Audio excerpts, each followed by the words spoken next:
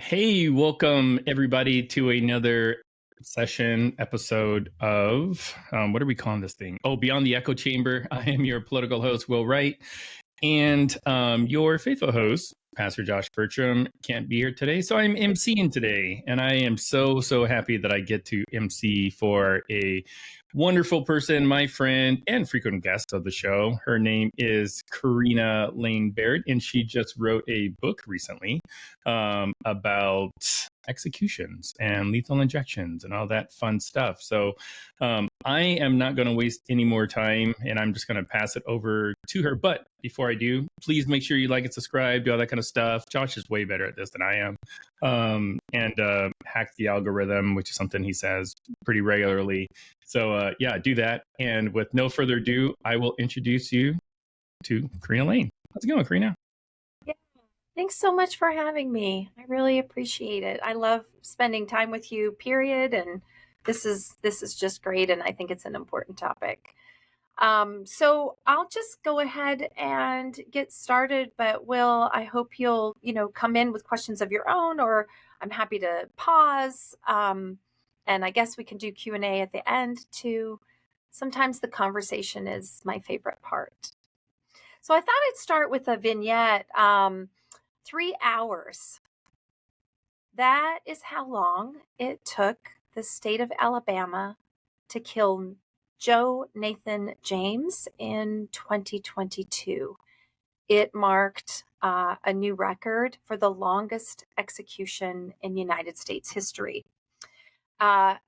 Most of that was behind a curtain. All of the important stuff happened behind a curtain. When Alabama opened the curtain, Joe Nathan James was actually already unconscious. And so there was a suit filed because he didn't get to say his last words. But in any event, an autopsy was performed on Joe Nathan James. And that autopsy showed puncture marks and bruising in the knuckles, sure signs that executioners had tried to insert a catheter there. Bruising and puncture marks at the wrists, again, sure signs that executioners had tried and failed to insert a catheter that would inject a massive amount of drugs. They found puncture wounds in the musculature, nowhere near the anatomical vicinity of a vein. And they found a deep, jagged cut that the pathologists suspect is evidence of an attempted cut down, which is a surgical incision that goes past the skin and the muscle and the fat to get closer to a vein. And they suspected that jagged edge was where he flinched as they were actually cutting into his skin. So Joe Nathan James's autopsy told the story of a torturous death. In fact, there was a reporter there as the pathologist. I certainly wasn't there, but there was a reporter there as the pathologists were conducting the autopsy. And she wrote about this and said his body was a war crime. But Alabama told a story of success. And in fact, the spokesperson for the Alabama Department of Corrections told reporters afterward that, quote, nothing out of the ordinary had happened. And this, the strange and sad thing is he wasn't entirely wrong. Botched executions by lethal injection are not out of the ordinary. In Alabama or the other executing states, they are happening all the time. I am a death penalty researcher. I've been writing about the death penalty for around 18 years. And I'm seeing these accounts in the paper, and it raised a research question for me. That is where this project comes from. That's where this book comes from. And that question was, why can't states get this right? Why? I mean, we know how to put down our beloved pets, right? We know how animal euthanasia works. We know how physician-assisted suicide works. So why are states so breathtakingly bad at lethal injection? And the answer ended up being a book. Now let's tell you this book. But the short answer is that most everything I thought I knew about lethal injection was wrong. Lethal injection is nothing like what people think. And this book is its untold story. And I ought to tell you from the beginning, I did not want to write this story. I didn't even want to write the article that insisted upon being the book. I remember being at a conference in Florida, sitting out on the veranda with my adult beverage, and talking to some other death penalty scholars and asking them, why is this? And they were like, no, you ought to write about it. I couldn't find anybody who was explaining this. I couldn't really understand it. And I sat out there and said, I just don't want to be the lethal injection girl. So, I'm like, well, we know how that turned out. But in any event, I decided I would write the article exploring this issue, and that turned into a book. Now, there's a whole faith story behind the decision to write a book, because I so did not want to write a book that I initially put the whole project down, even being a year into it. I was like, oh, no, I don't want to do this. And so there is a whole faith story. It's on my website under the Behind the Book tab. That's CorinnaLain.com. So, it's there. And I've had to very thoughtfully consider, how do I honor that story? Because I will go to my grave saying I was called to write this book. So I hope people do check that out. But, how do I honor that and the journey that came with that, which is just incredible, and yet also not take advantage of people who are more interested in the book than the story behind the book. So that's how I've decided to deal with that, is to actually write a short version of my testimony of my faith journey and to have it on the web for the seekers or even the just curious.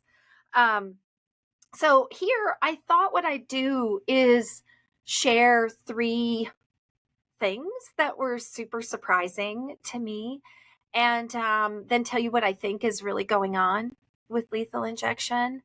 And then maybe we could move into questions. And then at the end, I do have something that I'd like to share that was sort of an aside from the book, but turned out to be really important to me. So anyway, moving on to those 3 sort of data points. And you know what? Before I do that, I should take a moment and just say what this book is and is not about.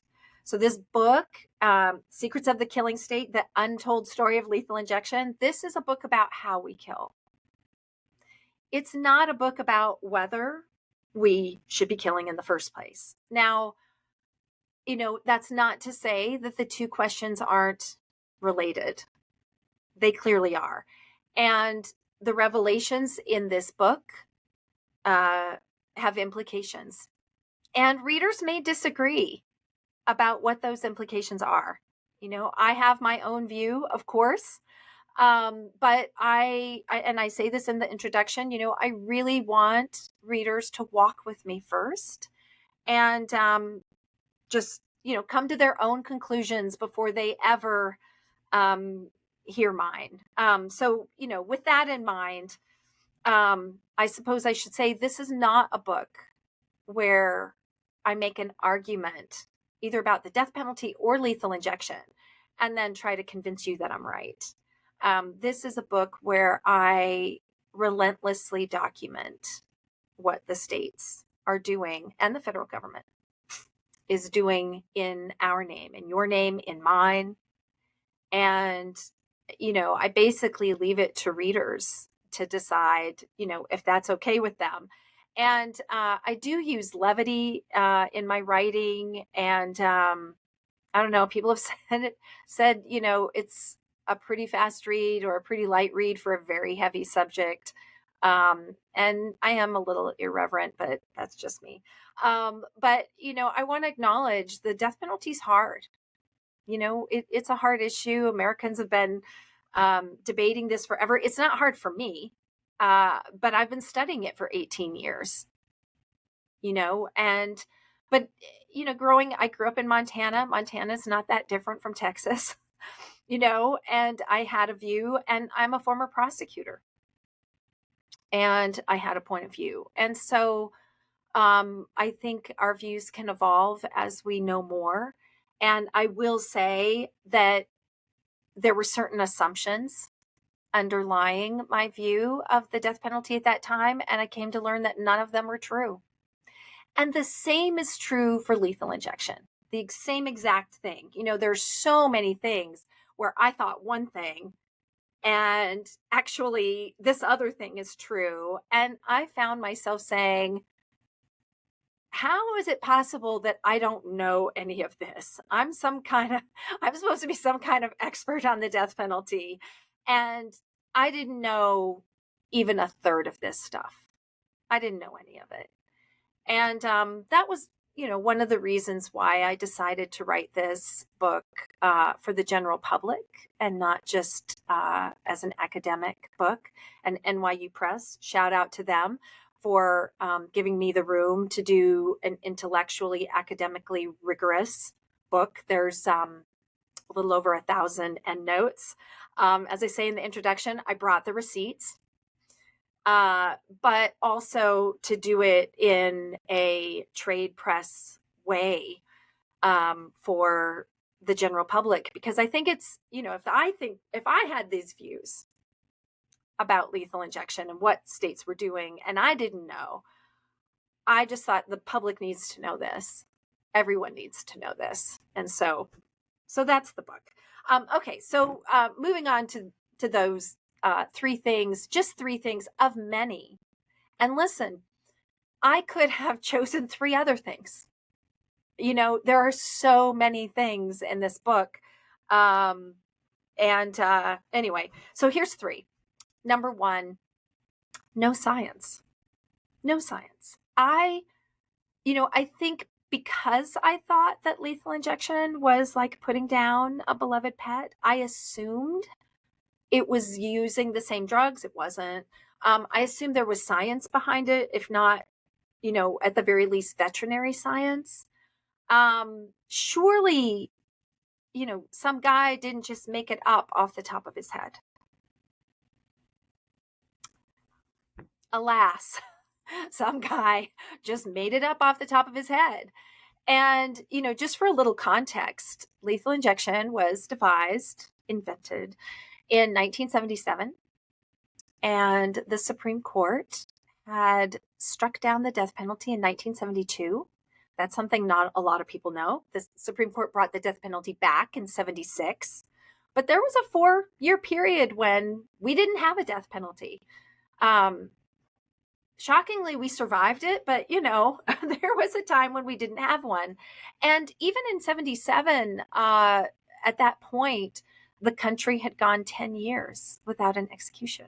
So this sets up an important backdrop because the legislators were really worried that the American public would not be able to stomach, gruesome executions by the electric chair, which is basically what states were using. And so they were looking for, a new way. And they were like, well, what about death by drugs, right? So they start asking around, and they ask the medical organizations and here and there, their own doctor, I'm told, and nobody wanted anything to do with it. But they turned to the state medical examiner, Dr. J. Chapman, and he was game. And he later famously said, I'm an expert in dead bodies, but not an expert in getting them that way. But he said, all right, I'll give it a try. And he dictated this 3-drug protocol to one of the legislators while sitting in his office.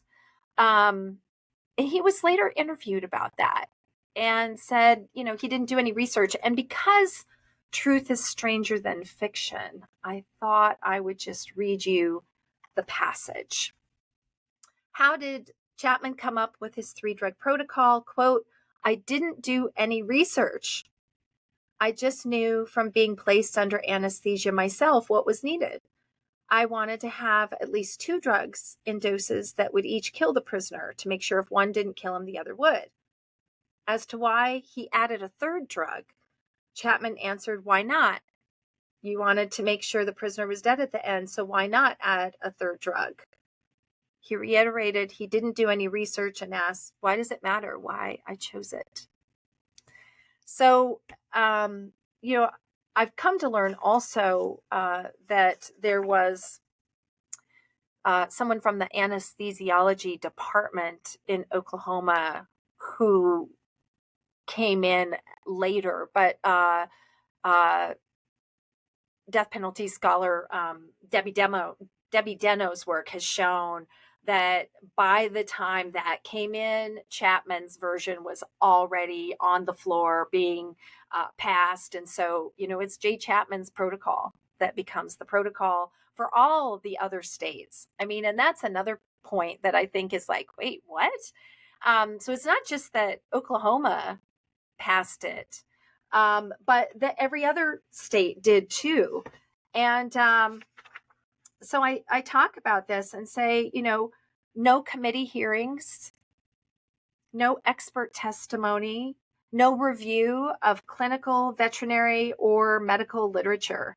The state was embarking on an entirely new way to kill its prisoners and had done none of the most basic things.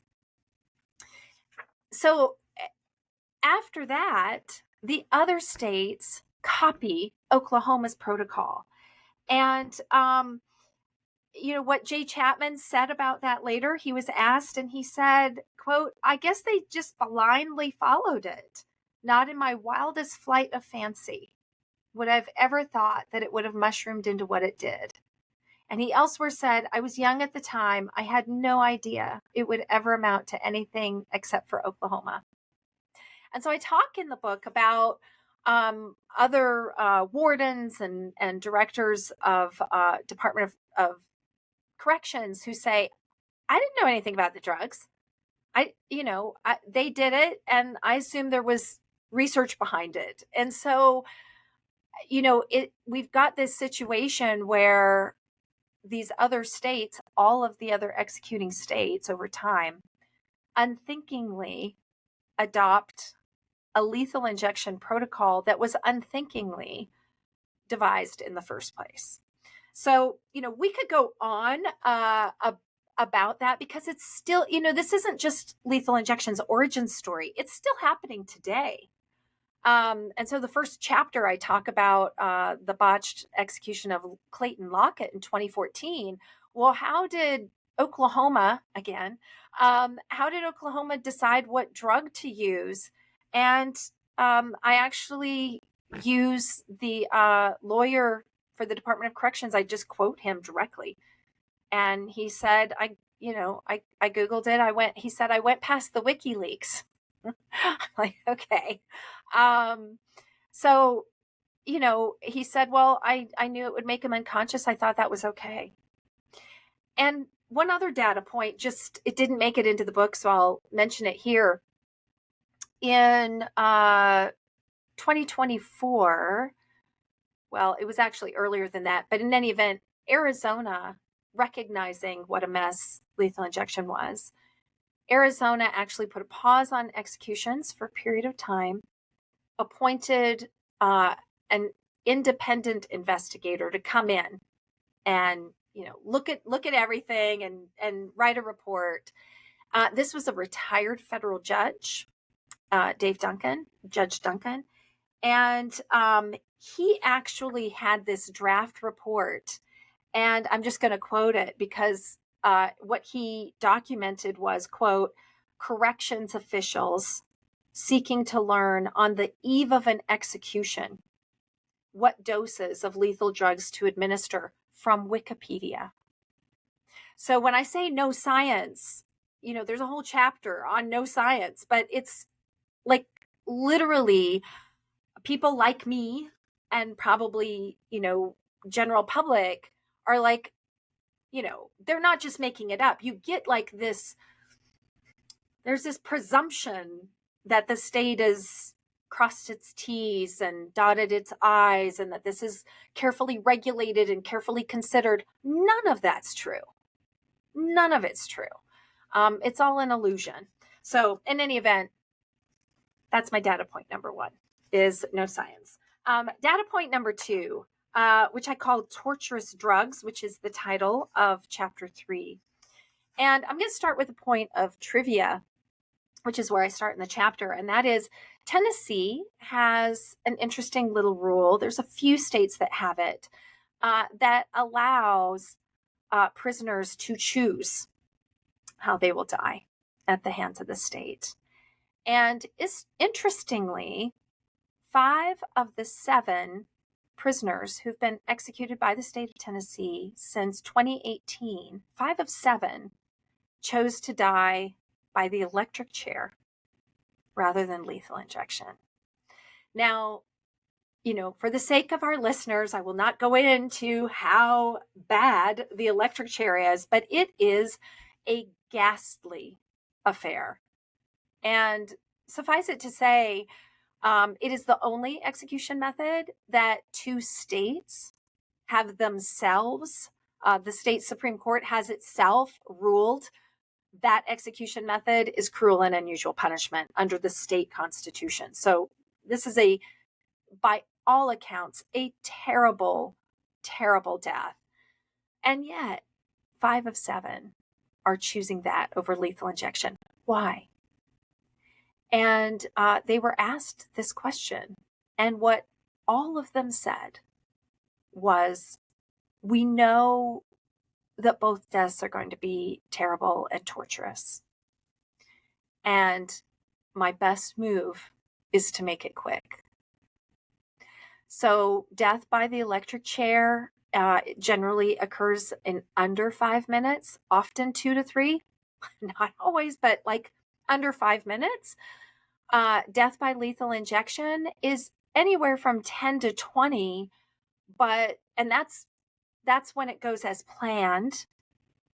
But the going average right now for the 1-drug protocol, which takes less time than the 3-drug protocol because there's more syringes in the 3-drug, but the average time for the 1-drug protocol is around 18 minutes.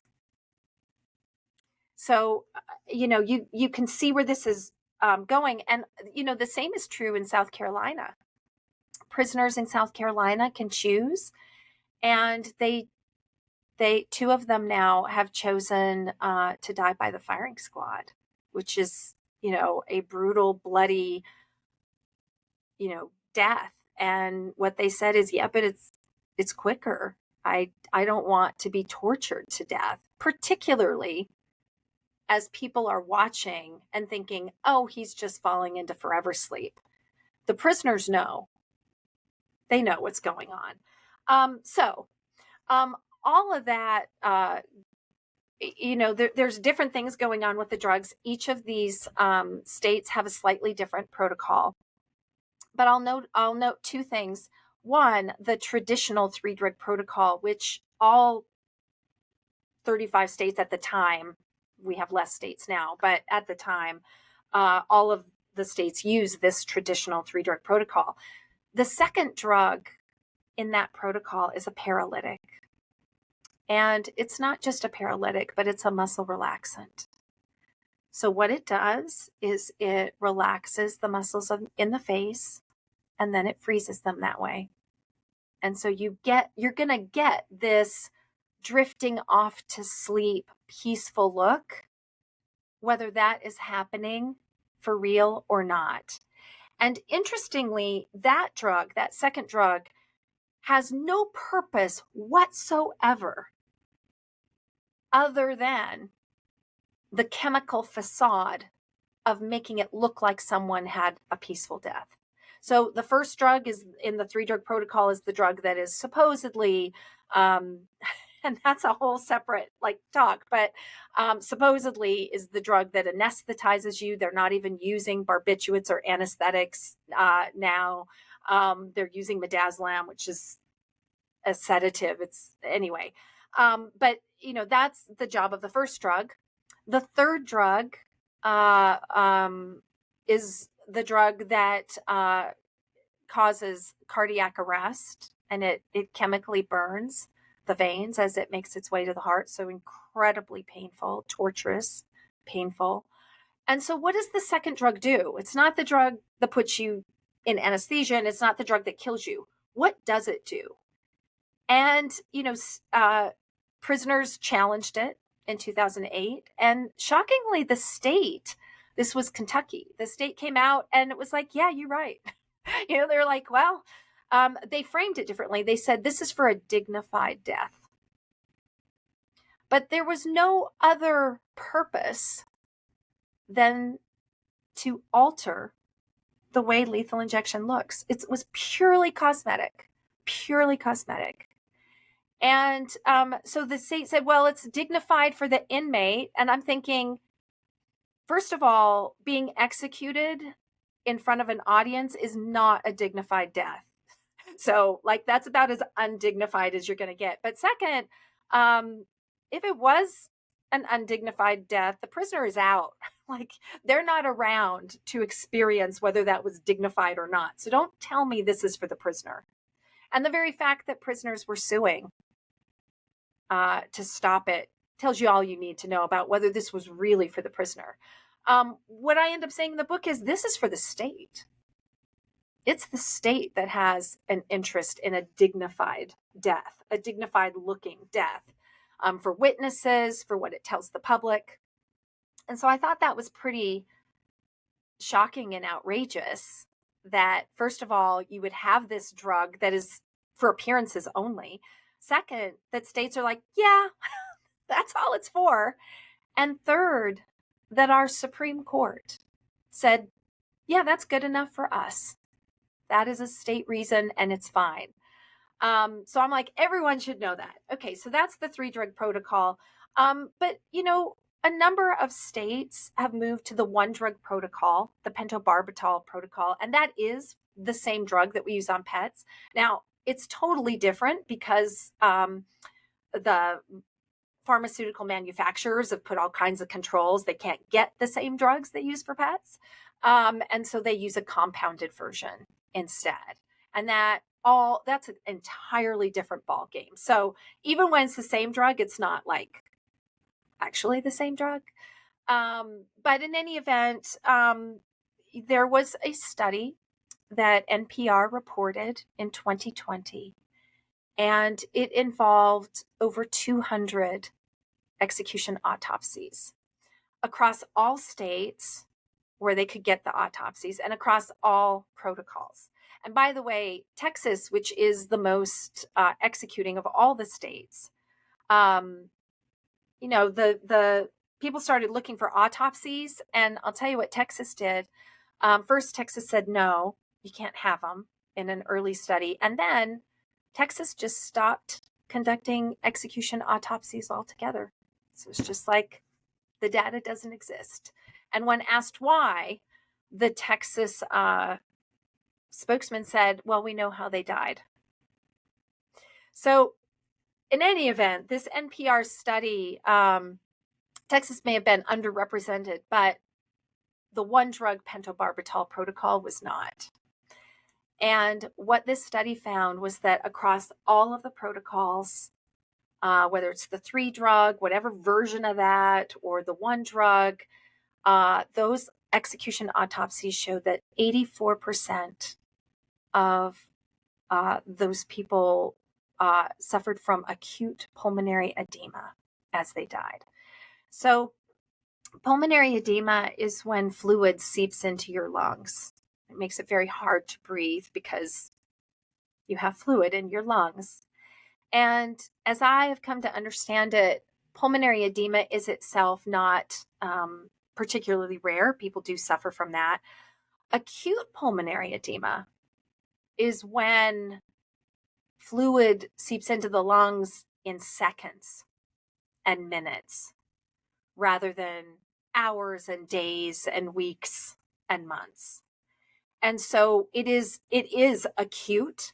And as I talk about in the book, if you suffered from acute pulmonary edema and went to the ER, they would give you morphine for this. This is, you're trying to breathe and you're drowning on your own fluids. That's what it is. You are drowning in your own fluids. So there was a court that said, yeah, all of the medical testimony, even the state's, was the same about acute pulmonary edema, that it is incredibly torturous. And the court said this is the same sensation of being waterboarded to death. And that's just, that's another thing where I'm like, oh my gosh, we are waterboarding people to death. And telling people it's humane. And, all of that has to do with the pH in the body and the fact that our normal pH is like a 7.35 to 4.5. And these drugs, whether it's midazolam, which is highly acidic, and it's a 2.5 to 3.5, or whether it's pentobarbital, which is highly alkaline, and it's a 10 to 11, it's that difference. And the body's very, very good at buffering the difference. It happens in seconds when it's not a massive, massive overdose being injected all at the same time. But the body can't buffer that fast enough. And so what happens, it goes into the veins, goes to the heart, and the very next place it goes is the lungs. And that difference in the pH chemically burns the little capillaries in the lungs, and it makes them leaky. And so fluid seeps into the lungs. And, even after the body is able to buffer these drugs so that it can use it, so the body's working really hard to do full circulations. Meanwhile, this is happening immediately. But even after it's buffered, the damage is done. Those capillaries have been chemically burned, and they will continue to leak fluid. So, yeah, so that's terrible. And then the third thing that I thought was, a huge surprise was who's doing these executions. I thought it was doctors. I don't know, am I naive or something? But I thought surely it's doctors that are doing this. And, the people who are actually pushing the syringes, who are actually injected the drugs, every single data point I found, they're non-medical prison guards. So, and I should say that, especially when it comes to executioners, we can't really say who exactly is underneath the executioner's hood in any given execution because of state secrecy. But I meticulously go through the book and say, all right, here's who we know. Here's who, even when we don't know who they are, here's what we know about them. Here's what we know the minimal qualifications are of these people. And here, even when you have a doctor, here's what the doctors have said. And the doctors are like, well, I'm not pushing the drugs. Prison guards do that. So even they apparently have a line that they won't cross. But I thought I would, again, just because truth is stranger than fiction, I thought I'd tell you about one of these, one of the people that was unveiled. And so this is Missouri, the show me state. So what happened in Missouri is Missouri was conducting this slew of executions, and the lawyer for the prisoner who was next was doing due diligence and looks at the chemical dispensary logs and sees that the chemical dispensary logs are showing that only half of the first drug, the anesthetic, at that time it was sodium thiopental, sees that only half of it was being used in several of these executions. So at the time, the Missouri courts, federal courts, had validated the 3-drug protocol. Of course, they didn't have the information we have now, but and what was litigated was 5 grams of sodium thiopental. Well, the chemical dispensary logs were showing that only 2.5 grams was used. And, again, the second and third drugs, and I'm just going to circle back, but, the second and third drugs are torturous drugs. The third one chemically burns the veins, and then it induces a cardiac arrest. The paralytic works from the outside in. So first it freezes the face and the other muscles, and the last thing that it paralyzes is the diaphragm. Well, the diaphragm is the muscle that pushes air into the lungs. And so what we know is that these prisoners inside are taking shallower and shallower breaths as the diaphragm slowly becomes paralyzed. And there's even a few autopsies where the veins are distended, so they're inside, trying to take as deep a breath as they can. And the doctors are saying, yeah, if you're feeling this would be like being buried alive. So second and third drugs, very, very bad, right? Very torturous. It means that first drug, everything falls on that first drug. And so it was really important that the chemical dispensary logs were showing that only half of the amount that was approved judicially was being used. So the prisoners sue, as well they should. And the state comes back and says, no, we had the okay, we had the green light on 5 grams, and 5 grams are what was used.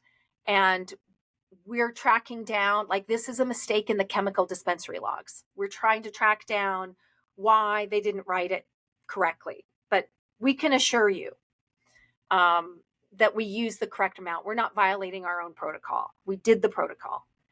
The next day, the state writes a letter to the judge. Also, of course, he sees opposing counsel and apologizes and says, well, we've just learned that the chemical dispensary logs are right.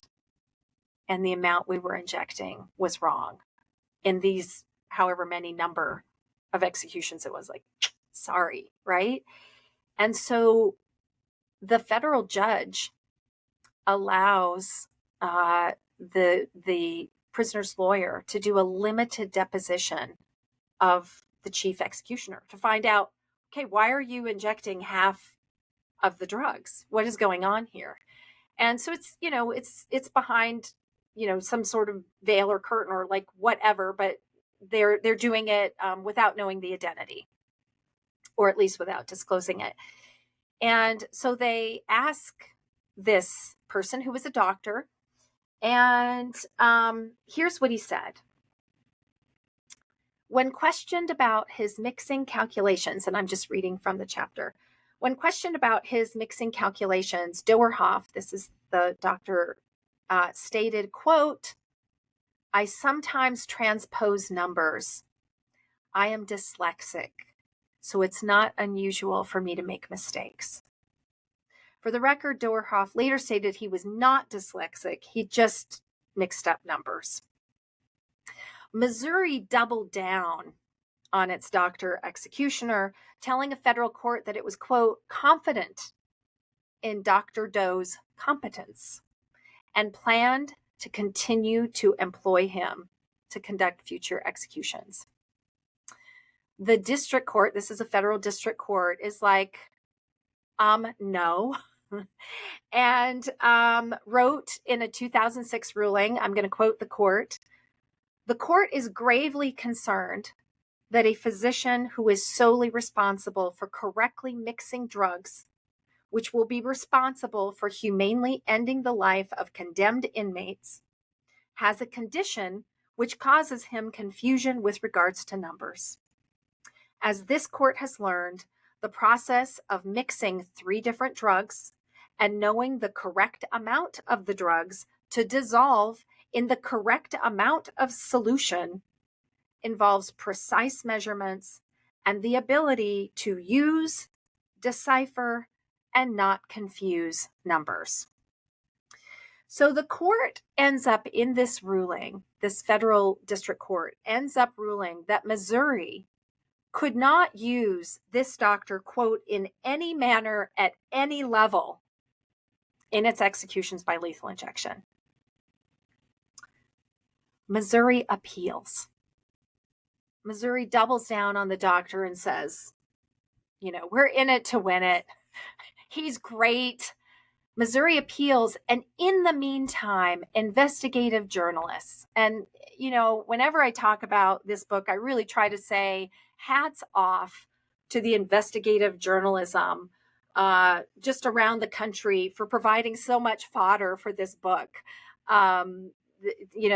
They really did a great job. They've been reporting on this stuff for, over a decade in little pieces. In any event, so investigative journalists are like, well, who is this doctor that confuses numbers and may or may not be dyslexic? They find out his identity.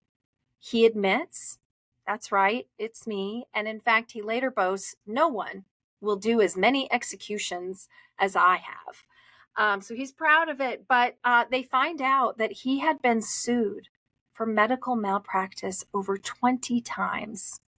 He had his hospital privileges revoked at 2 hospitals. He had been publicly reprimanded by the state medical board for hiding his malpractice suits from the hospitals where he practiced. And, meanwhile, the state of Missouri is telling the courts, no, we can assure you of his professional competence. So when this news breaks, Missouri actually says, you know what, this is after oral arguments. And Missouri says, yeah, we're not going to push that. We'll find someone else. So Missouri, backs down after these explosive revelations. Durhoff later, where does he go from there? He joins the staff of a local hair removal business and then goes on to serve as the executioner for the state of Arizona and the federal government. And so he conducts an execution for Arizona just months after a federal court ruled that he could not participate in any manner in Missouri's executions. Arizona knew the ruling, and knew all of the facts behind it. And yet, Arizona was like, I'm game. That's good enough for us. And then you think about the federal government, and it's like there's just this really weird irony that the one executioner that a federal court has ruled you cannot participate in any way was the person that the federal government ends up hiring as an executioner. So, so the stories go on and on. The Guardian actually did an excerpt of chapter 5, and so you could read more about it there, or you could read the book.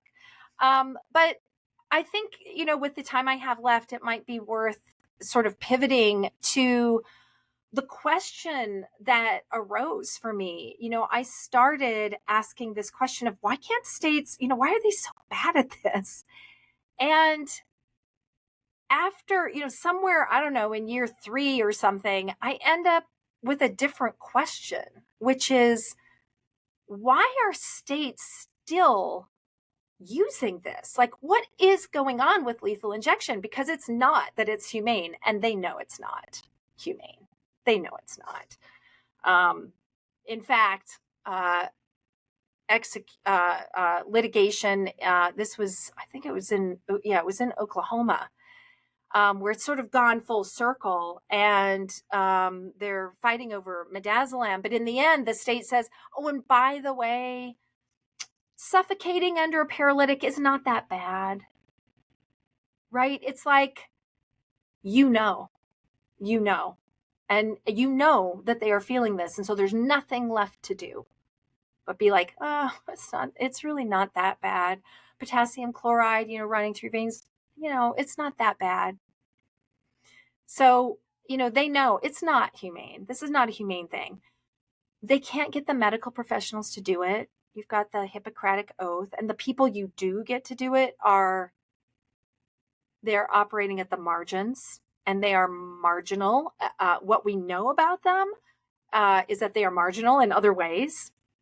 They can't get the drugs. The pharmaceutical companies want nothing to do with this. We could talk about the reasons for that. They can't get access to the veins. It turns out that the demographic of death row prisoners have notoriously bad veins. They are all too often former IV drug users. They are not in particularly good health. They have a range of just general health issues, I think, partly from living, a very hard life. They are aging. A lot of them are old. I think it was Louisiana who they just conducted one execution, but they tried to do two, but the guy died first, and so and I'm like, and it's so expensive. So Arizona spent $1.5 million on drugs for 3 executions in 2022, and it botched all 3. And so I have, by the way, on the website, all of these, not fun facts, but, all of these little facts about costs of lethal injections. So again, CorinnaLain.com, you can look there. But, so I'm like, what is it? Why are they, it's so hard. They're pushing this huge boulder uphill. The question is not why are they so bad at it? It turned to like, why are they sticking with this? And I've become convinced that lethal injection only does one thing right. Just one. And that is it makes executions look like something else. It makes state violence look like something else. And,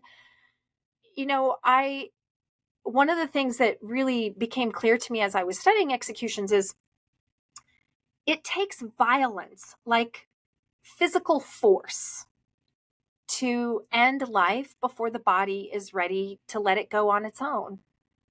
The heart, I read like the heart stops reluctantly. The heart will keep beating. The body wants to live. And so before it's ready to, give up the ghost on its own, it takes physical force. It takes violence. It could be a car accident. It could be a homicide. It could be an execution, but it takes violence. And what makes lethal injection special, the only thing lethal injection does well, is it hides the violence. And it's like all of the other execution methods, show state violence. With lethal injection, you don't have to see the sight of blood, at least when it goes right? Like you don't see the sight of blood. You don't have to smell the smell of burning flesh. You don't have gas chamber and people gasping and all of those horrible things. It looks like the person is just drifting off to forever sleep. And that is a huge, huge benefit for the executing state. Because, first of all, out of sight, out of mind, right? It's like we don't have anything to think about. We don't have atrocities to think about. Now, lethal injection, botched executions are starting to upend that. But, for the last 45 years, this narrative is so strong that people are just, drifting off to forever sleep. And, having nothing to see is not just out of sight, out of mind. It's also nothing to see here, move along, right? People have busy lives. I'm going to think about something else. And it makes the death penalty, it has made the death penalty more of an idea, right? Like the death penalty is this idea that you agree with or you disagree with, oftentimes along tribal lines, but it's this concept. And most support for the death penalty is support in the abstract. It's the idea of it that matters. It's the political valence that it contains. And so lethal injection keeps the death penalty abstract. It allows the political uses to flourish while hiding the brutality that state executions inevitably entail. And so I think states have gotten a pass for 45 years. And so I want to change that. I did have one other thing that I'd love to talk about. We could do that at the very end. I don't know if there are questions or whatever you'd like.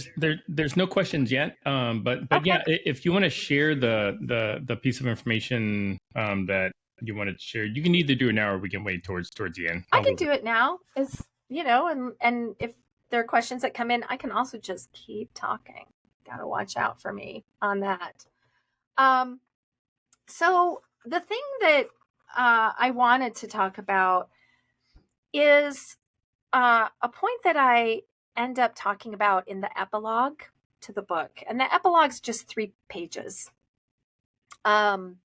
I had written a conclusion, and my editor, the amazing Clara Platter, said, yeah, it's a good conclusion. Why don't you scrap it and write an epilogue instead? And at the time I was like, Clara, what are you asking me to do?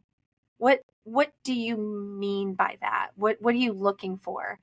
And she said, I want you to talk about, what you saw. Yeah, the whole book is based on research and you're talking about lethal injection, but, how did this change you? Or what did you, was there any personal piece of this? And so I started writing about that. And I didn't plan on writing about redemption on death row, but I ended up talking about my own views and how I was so surprised that studying lethal injection means studying executions. And studying executions forced me to study who these people are at the end. And so I thought I'd just read a little piece of that. And so I'm reading from my epilogue. I won't read the whole thing, I promise.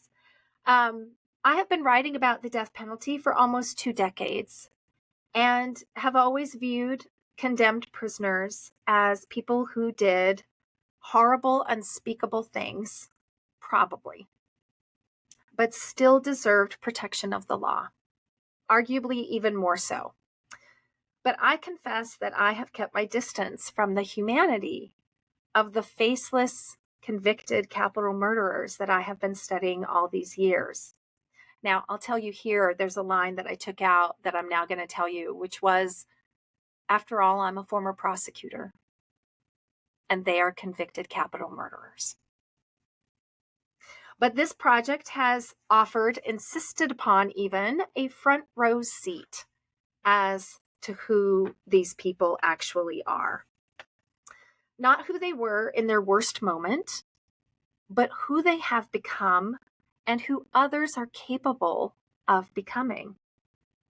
In our mind's eye, we tend to freeze these people in a single moment of time. I myself have done so.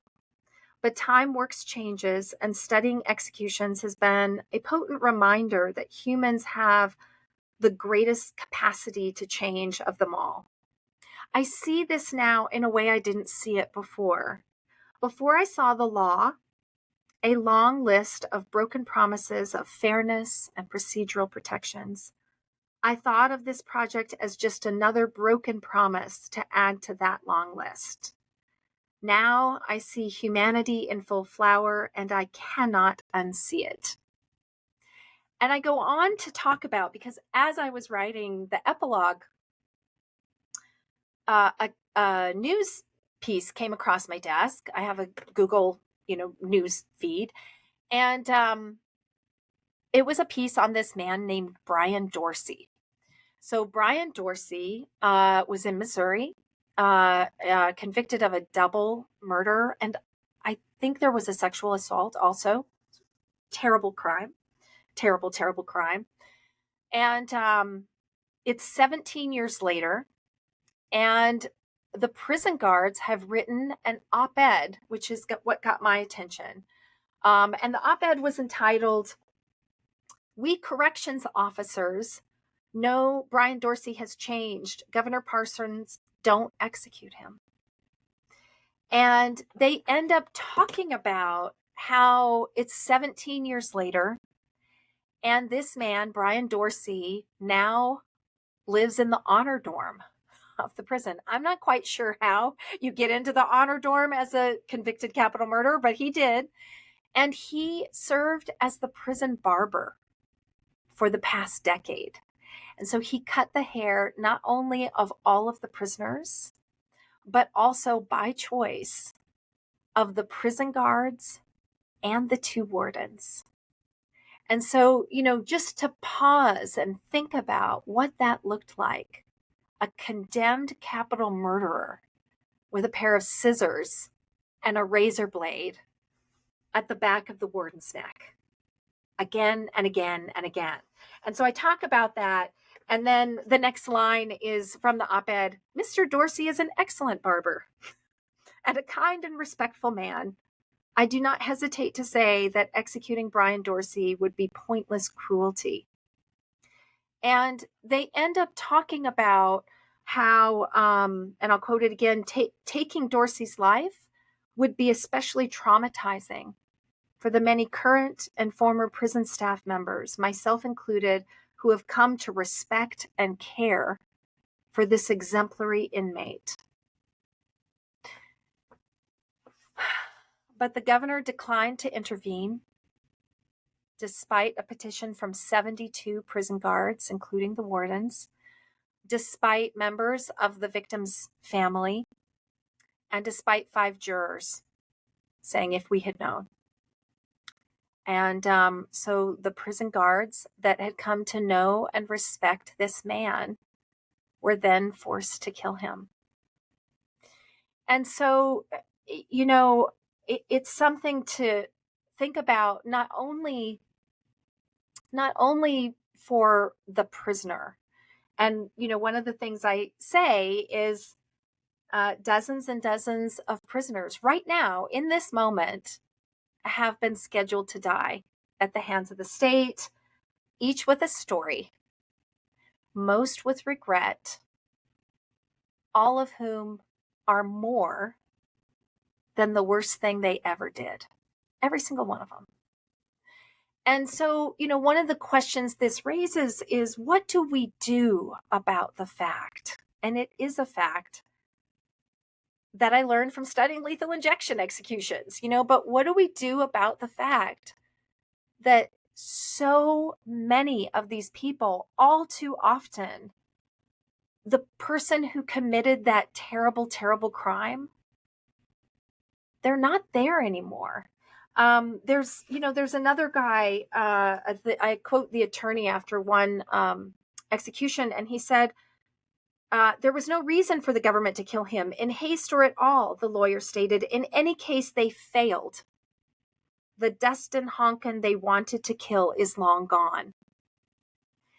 I can't remember whether he had started a prison ministry, but he was deep in prison ministry. And, and so these are it's all haunting, but these are the haunting questions that I think are not part of the conversation right now. And they are what I inadvertently learned from studying executions, is that, I think about virtue ethics and who do we want to be and what are we creating when we ask people to do certain things. And, so these, just all too often, these people that get executed have changed in some form or fashion. And I only talk about it in the epilogue, but in the book, I just document. I don't comment on it, but I just document that, they're being rolled into the gurney in a wheelchair. They are being propped up with medical pillows because it's unseemly for them to choke while the executioners are trying to kill them.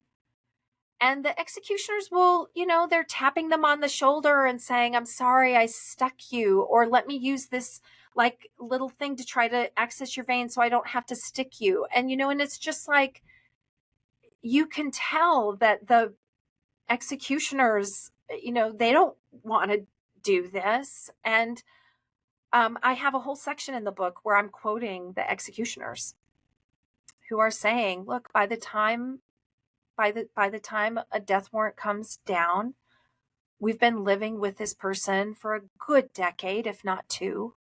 We've gotten to know them as a human being, and we know that they could be safely incarcerated and live the rest of their life behind bars. By the way, for millions less. The death penalty costs millions more than it would to just incarcerate them for the rest of their lives. And, and so these executioners are saying, we get to know them as people, and we know at some point, they aren't the same person. I'm not the same person I was 10, 20 years ago. And then they say, one morning a death warrant comes down and we have to kill them. And I talk about the damage to those people who have to kill someone else as part of their job, and the damage to their families. And I think about the victims a lot because I am a former prosecutor. And so they are actually in my heart too. And what I've noticed is over time, the victims get more and more bitter, as they should, right? Because not only did they lose their loved one, but now they've lost a decade of their life waiting, and death warrants get issued and appeals and they come back down. And so they're waiting in a way that if it was just life without parole, and look, that has its own, issues too, but if it were life without parole, those victims could just be like, okay, maybe I forgive you, maybe I don't, whatever, but like I can go on with my life. I'm not tethered to you. The death penalty tethers the victims to this person because they are waiting for the punishment. And certain things can be shortened, but most of that can't. Right. And like they will get process, they will get appeals. And even if you tried to take the appeals, then we'd litigate over whether you could do that. So it is going to take time, and that breaks my heart. And, and then somebody comes in and everyone feels sorry for him, or they come in, there's situations where they've come in to execute them and they're singing praises and hymns with the executioners, with the prison guards before they go down. And this victim is like, what about me? You're feeling sorry for this guy. And so I think all too often it's the ultimate betrayal of the victims. And, I actually was listening to a great program about forgiveness, and it wasn't about the death penalty, but it was Nadia Bolz-Weber talking, I think it's Soul something. And, she said people don't want to forgive because they think if you forgive, then it's saying that's okay. That was okay. And what you did, whatever it is, was so not okay that I can't, I could never forgive you. And what she said really rang true. She said, no, forgiveness is saying that is so not okay. What you did is so not okay that I refuse to be tethered to you. It's huge bolt cutters saying, I'm moving on. I'm not going to be tethered to your darkness. I'm not going to let your darkness seep into mine. And so all of these things are things that I'm now thinking about in ways that I never was before. And, thank you for giving me the space to do this. I'm, faithful politics. So I feel a little bit more free to talk about this than I have in other venues. But, in the end, this death penalty researcher that did not want to get into, the messy work of executions, I'm really so grateful that it pushed me. And not only, do I see all the things that the state is doing in our name. And by the way, when I think about the death penalty, I think a lot of times those conversations are, did he or she deserve to die? And that's just half of the equation. The other half of the equation is, did the state do what it needs to do to deserve to take that life? Right? And just because you have the death penalty doesn't mean you can do whatever you want. By the way, just because somebody might be deportable doesn't mean you can just throw them on planes. Like, we live under a rule of law. And this book really is, it relentlessly documents all of the ways that the state cannot be trusted to take life, and all of the ways that the state has tried to cover that up. Hey, Corinna. So we don't have any questions yet, but I do have a couple questions that I want to at least ask you if you're Great. okay with that. Of course. Has there ever been anybody killed with fentanyl through lethal injection? Yes. There was one execution by lethal injection, or by fentanyl lethal injection. That was Nebraska. And, I'm glad you asked that, because it's just another paradigmatic example of how these work. So we don't know what happened behind the scenes, but we know that they injected the fentanyl and the prisoner turned purple. And when the prisoner turned purple, the person who was inside, the Department of Corrections official who was inside the chamber, said something into their whatever they had, and the curtain came down. 14 minutes later, the curtain came back up and the guy was dead. And the state didn't take any questions, and the state did not explain what either why they lowered the curtain or what happened in those 14 minutes. Just nothing. And to this day, we do not know what happened in that 14 minutes. I think that's outrageous that the state could do that. I'm like, you can't do that. And it's like, they did. And then they later came out. So first they didn't say why they lowered the curtain, but they got a lot of blowback. And so a spokesman, I don't know whether this was like 2 days later or what it was, but the spokesman then came out and said, oh no, we didn't lower the curtain because the guy turned purple. And by the way, it was like purplish. Like, was it really purple? It was like, by the way, it wasn't that bad. But they said it wasn't because of that at all. We planned to lower the curtain at that time anyway. It had nothing to do with how he looked. And there was a reporter there, I think I quote him in the book, who was like, the whole reason you have media witnesses is to be the public's eyes and ears and to see it. So don't tell us that you planned to do that. We have functioning brains, and he literally said that. He was like, I don't believe that. Why don't I believe that? Because I have a functioning brain. That's why. But, and so this is the sort of thing that we see. And to your question, though, Will, we don't know what happened. I can tell you no other state has tried since. That's so I can crazy. tell you that. I bet the states know. What about like in Europe they're doing I don't know, nitrous or something like that for I forgot what they're calling mercy killing or something to the extent, but giving people the option to end their Yeah. lives early. So like Yeah. why isn't that method kind of more ubiquitous in America? Yeah. I mean, I asked that question too. It was not only a question about, but we know how to euthanize pets. It was also, we know how physician assisted suicide works. So why, why is that different?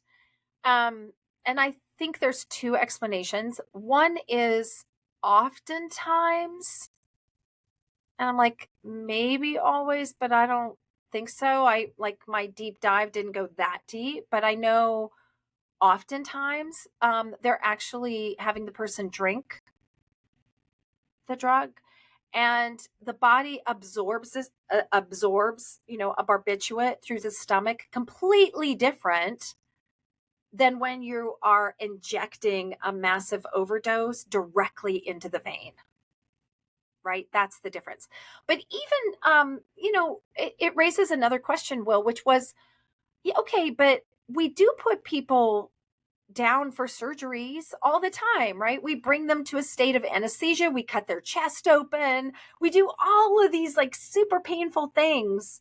So, how come we can't, do that here? And I think it goes back in part. I mean, it's a combination of things, but part of it is who is doing this. It's not to say that an anesthesiologist couldn't come in and slowly bring the person to a state of anesthesia and then do what they're going to do. But the anesthesiologists don't want anything to do with this. They're at the top of the medical hierarchy, right? They're complaining. And I quote them in the book, they're complaining, you are dirtying our white coat that we worked very hard for. The public has a conception of us and we work very hard. We have a very strong, medical ethical foundation for what we do. And even though there is a sub conversation and controversy within the medical profession over whether or not doctors should be conducting physician assisted suicide, there is that controversy. This is so far out of that lane. And so what they've said is, one might be against physician assisted suicide, like only life. We should never, ever, induce death or help someone. But then others are like, even if we did, that is in service of a patient who is suffering and is terminally ill and is asking us to, minimize pain. This is palliative care. That is completely different from using medicine as punishment, right? And that's what lethal injection is. They're saying it's not even medicine. It's some Frankenstein version of medicine, but they're like, don't call this medicine, because part of what medicine, it is baked into the meaning of medicine that this is to help and not to hurt. One doctor, and I quote him in the book, said, asking a physician to do something like this, or even advise, is like asking a lifeguard to help someone drown better. He's like, it's so perversely against what we are, not just what we do, but like who we are. It goes to our professional identity. And so, you don't have that. And so what do you do if you can't anesthetize them? Well, we can't get an anesthetist in, but we could get a paramedic or an EMT or a phlebotomist to insert a catheter. Don't need somebody special to do that. Okay. And then once we have the catheter, we can get non-medical prison guards to actually push the syringes from another room. I mean, that's another thing most people don't know. I didn't. They're in another room. They're in a room next door, and there's generally 7 feet of tubing that is between. So like, and they say, well, we're pushing it by feel. And it's like, what feel? You've got 7, feet of tubing that is buffering anything. And even the executions, the botched executions, there'll be a time when they say, oh, it's hard to push right now. That's chapter 1, lock it. And it's like, he had the syringe had fallen out long before. He had the size of a golf ball on the inside of his thigh at that point. By the time they figure it out, it is way too late. So, it's this, just this conglomeration of all the things. And it's inherent. So it's not like a doctor couldn't do it, but a doctor isn't going to do it. And even if you could, you're not going to get the medical scientist, because that's not, they're also bound. And I say bound, as in it's this, well, we would, but we can't. No, they don't want to, and the pharmaceutical companies didn't make the drugs for that. And they don't want to be associated with executions. I mean, some of those mottos, like, I can't remember if it was Pfizer or somebody else. It's like, we make life is our life's work. It was like, so that's awkward, using life is our life's work drugs to cause somebody to promptly die. They've been sued for botched executions. They've had millions of dollars divested when they didn't control the downstream of consumers of their products. So it's like there are these problems, and then there are deeper problems that are just endemic to the lethal injection enterprise, just endemic to the project of using medicine to kill.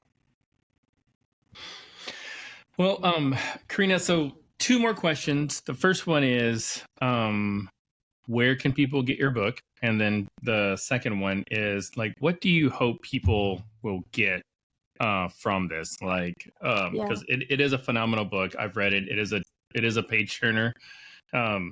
I will warn for people that you have to kind of read it in sections unless you are just naturally a dark person. Because fair. like I'm reading through the first chapter. I'm just like, I need to like take a break, take a shower, go do some yoga. I don't know, like light some candles.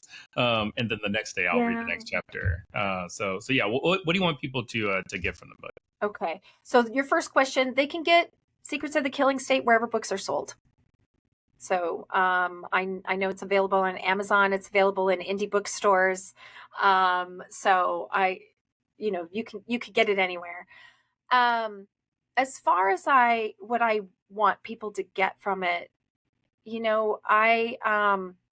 this isn't a book where I make an argument and show you I'm right. It is a book where I just lay out all the facts. And by the way, it is dark, and there were passages that I had to stop, or that I might have had some tears as I was crying, as I'm writing it, just because it's, it is dark stuff. But when you're called to write, there's something that sustains in that.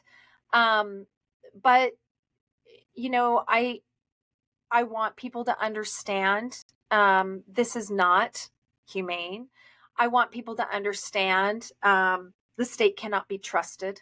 I mean, I think it'd be hard to walk away from this book and think that the state could be trusted to take life.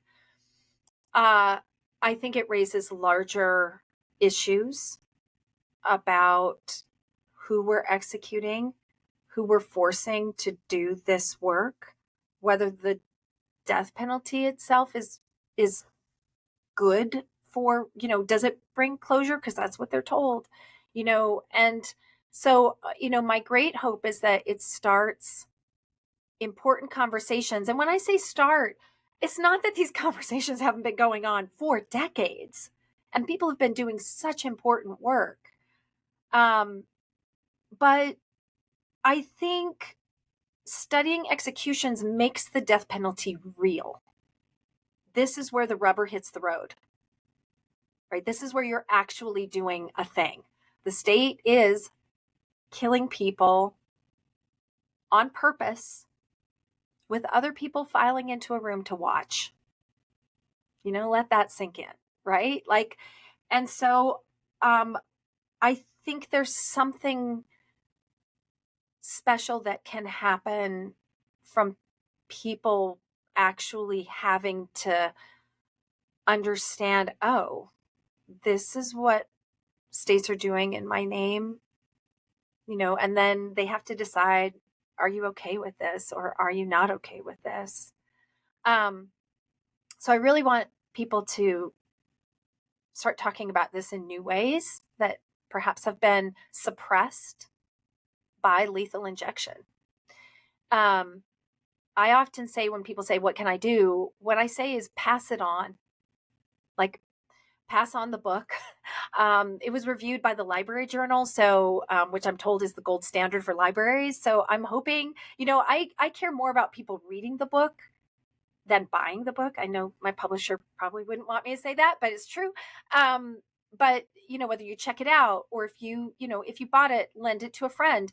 When there's something outrageous, and by the way, the whole thing is filled with outrageous facts, I hope you'll post that on Facebook, I hope, or your social media, or on Insta, or, whatever, tweet about it, or Blue Sky, or wherever, Threads, or wherever you are, talk about it, because I wrote this book for the public.